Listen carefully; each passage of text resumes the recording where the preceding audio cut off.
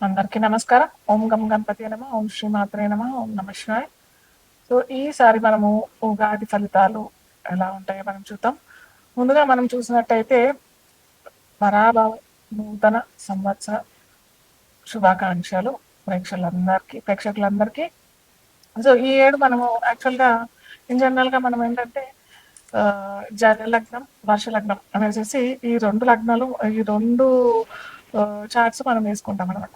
So, ఈ రెండిట్లో మనకి ఇది 2 ఈ 2 చక్రాలు మనకి దేశ గోచారానికి సంబంధించినవే. అంటే దేశం ఎలా ఉంటది, మన రాష్ట్రం ఎలా ఉంటది, రాష్ట్రంలో ఉన్న ప్రజలకి, అటు నాయకులకి ఎలాంటి సత్సంబంధాలు కలుగుతాయి, మనము ఎలా ఉండబోతాము ఈ ఈ సంవత్సరం మొత్తం. అలాగే వర్షాలు ఎలా పడతాయి, పంటలు ఎలా పండుతాయి, ఏ పంటకి విపరీతమైన పంట లభిస్తుంది.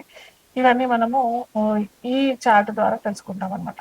సో ఇక్కడ మనం చూసినట్టయితే ఇది మనకి ఈ యాక్చువల్లీ యుగాది అని అంటాం, కానీ పోను అది ఉగాది అయిపోయింది యాక్చువల్గా పలకడం. సో ఇక్కడ అది పెద్ద స్టోరీ. ఈ ఉగాది అట్లా అయింది అన్నది పెద్ద స్టోరీ. అది పక్కన పెడితే మనము ఈ జకలగ్న చార్ట్ చూసినట్టయితే వర్ష లగ్నం చార్ట్ చూసినట్టయితే మనకి వర్ష లగ్నాధిపతి అయిన ఆ, గురువు అంటే మీన లగ్నంలో పడబోతుంది. మనకి ఆ టైంలో మనకి ఉగాది అనేది స్టార్ట్ అవుతుంది. సో ఈ లగ్నాధిపతి అయిన గురువు కూడా మిథునంలో అంటే చతుర్థంలో ఉన్నాడు కాబట్టి ఈ సంవత్సరం మనందరికీ సస్యశ్యామలంగా సిరి సంపదలతో ప్రజలందరూ హాయిగా తులతూగుతారు అని చెప్పొచ్చు. అయితే ఇక్కడ మనకి రాజు, మంత్రి ఇవన్నీ కూడా చూస్తామన్నమాట. రాజు ఇక్కడ ఎవరయ్యారు అంటే గురువు అయ్యారు.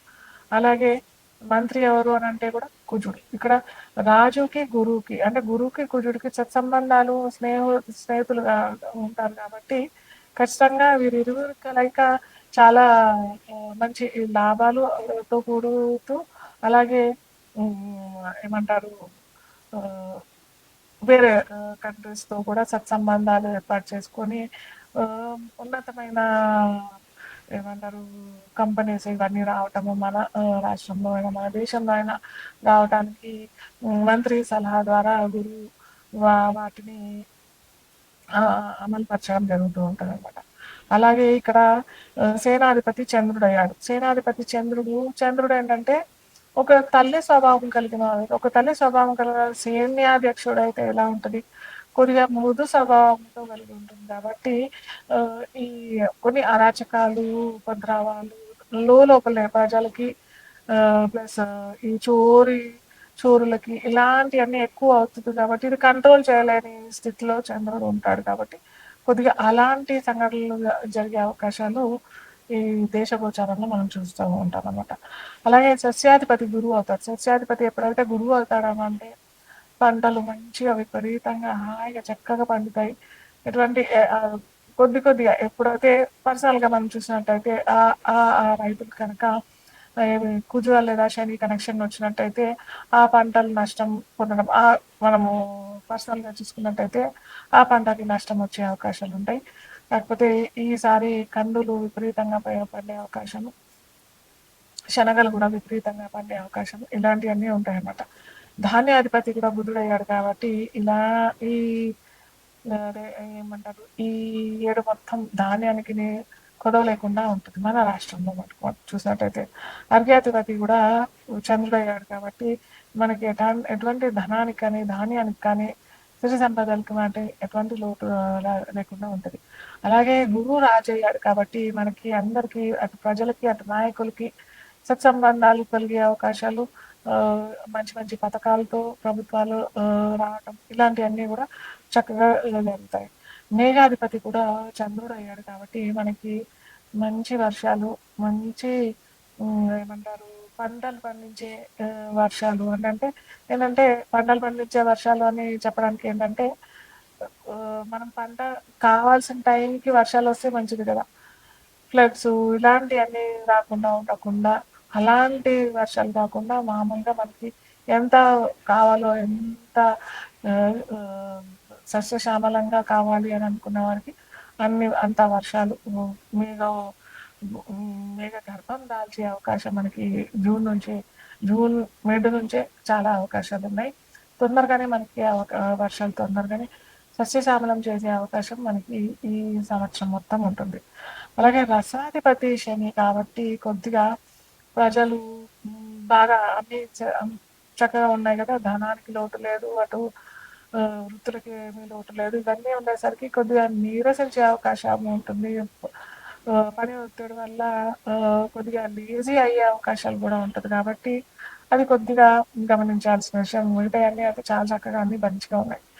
నీరసాధిపతి గురువు అయిపోయాడు కాబట్టి ఇక్కడ గురువుకి, శనికి అందరూ ప్రజలందరూ కూడా గురువుకు, శనికి రెమెడీ చేసుకున్నట్టయితే ఇప్పుడు మనం చూసినట్టయితే కూడా గోచార గురుడు కూడా మనకి ఈ జూన్ తర్వాత కర్కాటక రాశిలో ఉచ్చ రాశిలో పొందుతాడు కాబట్టి ధనానికి ఎటువంటి ఇబ్బంది ఉండదు. ఒకవేళ వారికి పర్సనల్గా చెప్తున్నాను, పర్సనల్ జాతకులకు చూసినట్టయితే గురువు కనుక వారికి మంచి ప్లేస్లో లేదు అని అంటే మటుకు ఖచ్చితంగా గురువుకి నేను ముందర చెప్తూ ఉంటాను. గురువుకి మీరు ఖచ్చితంగా రెమెడీస్ పరిహారాలు చేసుకున్నట్టయితే ధనానికి ఎటువంటి ఇబ్బంది లేకుండా అయితే ఉంటుంది. కర్కాటక రాశి వారికి చూసినట్టయితే మనకు ఆదాయ ఫలాలు, ఆదాయ వ్యయ పూజ, రాజపూజ, అవమానాల ఫలితాలు చూసినట్టయితే 2 ఆదాయం అయింది, 11 వ్యయం వచ్చింది. ఇక్కడ చాలా వ్యత్యాసం వచ్చేసింది. అలాగే 4 రాజపూజ్యం, 7 అవమానం జరిగింది. కాబట్టి వీరు ఈ రాజపూజ్యానికి తీసుకోవాలి. అలాగే ఆదాయ వ్యయాలకు కూడా చాలా వ్యత్యాసాలు వచ్చినాయి కాబట్టి ఖచ్చితంగా వీరు కూడా సోమవారాలు శివారాధన చేసుకోవడానికి ప్రయత్నం చేయండి. గుడికెళ్ళి మీరు అభిషేకం చేసుకుంటాను శివలింగానికి, లేదా మా ఇంట్లోనే శివలింగం స్ఫటికలింగం ఉన్నట్టయితే చాలా మంచిది. స్ఫటికలింగానికి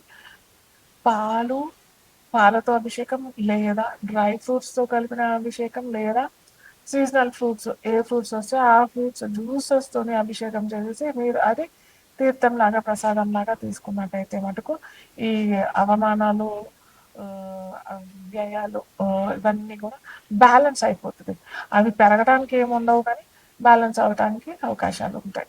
మనకి అన్ని రాశుల్లో మనం చెప్పుకున్నాం కదా, వృశ్చికము, ధనస్సు, ఇటు మీన రాశి వారికి కూడా చాలా అద్భుతమైన ఫలితాలు ఈ రాశి పొడుగు ఈ సంవత్సరం పొడుగునా ఉంది అనమాట. వారికి ఏంటంటే ఆదాయం 14 వచ్చింది, అవమానం 11, 7 రాజపూజ్యం వచ్చింది, 2 అవమానం వస్తుంది. సో వీరికి ఏంటంటే life is beautiful beautiful beautiful.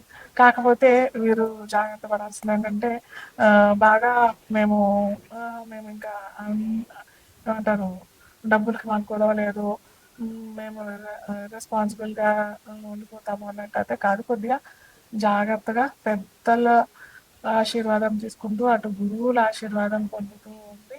Dattatreya ఆరాధన లేకపోతే ఆలయాల్లో మీకు తోచిన ఏదన్నా పసుపు కలర్ వస్తువులు లేదా వస్త్రాలు దానం చేసుకున్నట్టయితే మటుకు మీకు గర్వభంగం కాకుండా ఉంటుంది.